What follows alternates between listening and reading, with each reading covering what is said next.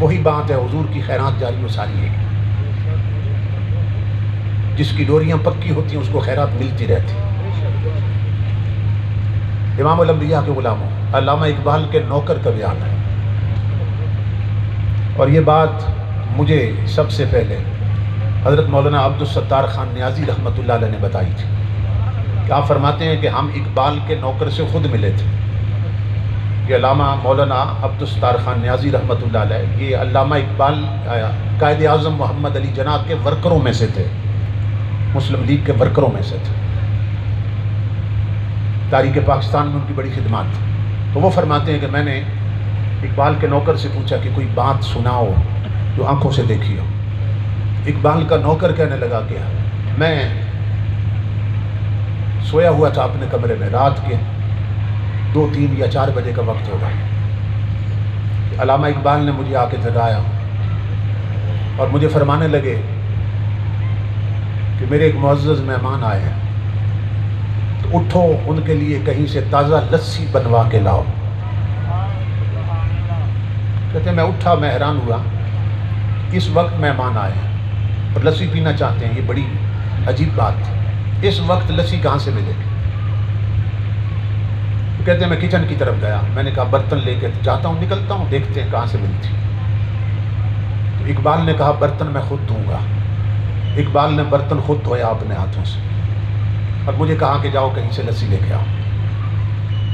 میں برتن لے کے گھر سے نکلا، اور جب نکلا تو میں نے کہا دیکھو تو صحیح مہمان کون آئے۔ جب کمرے میں جھانکا تو روشنیوں سے ملتا جلتا ایک انسان بیٹھا تھا، جس کے چہرے پر نور کی بارش ہو رہی تھی اور جس کے چہرے کی چمک نے کمرے کو منور کر دیا تھا۔ کہتے ہیں میں باہر نکلا، آنکھیں ملتا جا رہا تھا، اس وقت لسی کہاں سے ملے گی؟ تو جب گلی کے کونے پہ پہنچا نا، موڑ پہ، تو وہاں دیکھ کر حیران ہو گیا کہ ایک بابا جی بیٹھے ہیں کھوکھا بنا کے اور لسی بنا رہے ہیں۔ تو میں حیران ہوا کہ یہ راتوں رات کھوکھا کا یہاں سے کیسے بن گئے، اور یہ کھوکھے والا بابا کون ہے؟ پھر دل میں خوشی بھی ہوئی کہ چلو کام قریب سے ہو گیا، یہ صبح تحقیق کریں گے کہ یہ کھوکھا کس نے بنایا اور یہ بابا جی کون ہے۔ کہتے میں نے انہیں لسی کے لیے کہا، انہوں نے تازہ لسی بنا دی مجھے۔ تو میں نے کہا کہ پیسے کتنے ہیں؟ تو وہ ہنس کے فرمانے لگے لے جاؤ، اقبال سے ہمارا معاملہ چلتا رہتا ہے۔ تو میں حیران ہوا کہ یہ بابا جی اقبال کو بھی جانتے ہیں۔ خیر میں لسی لے کے آ گیا، اقبال نے برتن مجھ سے پکڑا اور اندر مہمانوں کو پیش کی۔ میں اپنے کمرے میں بیٹھا تھا اور سوچ رہا تھا کہ اب مہمان رات رکتے ہیں یا چلے جائیں گے، ابھی کیا صورتحال بنتی۔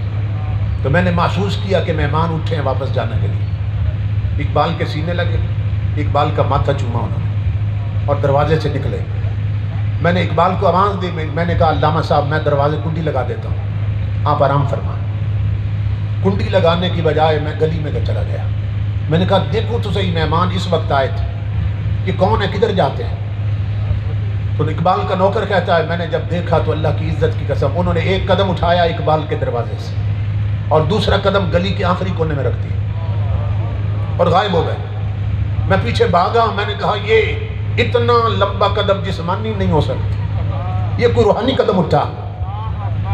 پیچھے بھاگا، جب گلی کے موڑ پہ گیا تو حیران ہو گیا، نہ بابا نہ کھوکھا نہ کھوکے والا،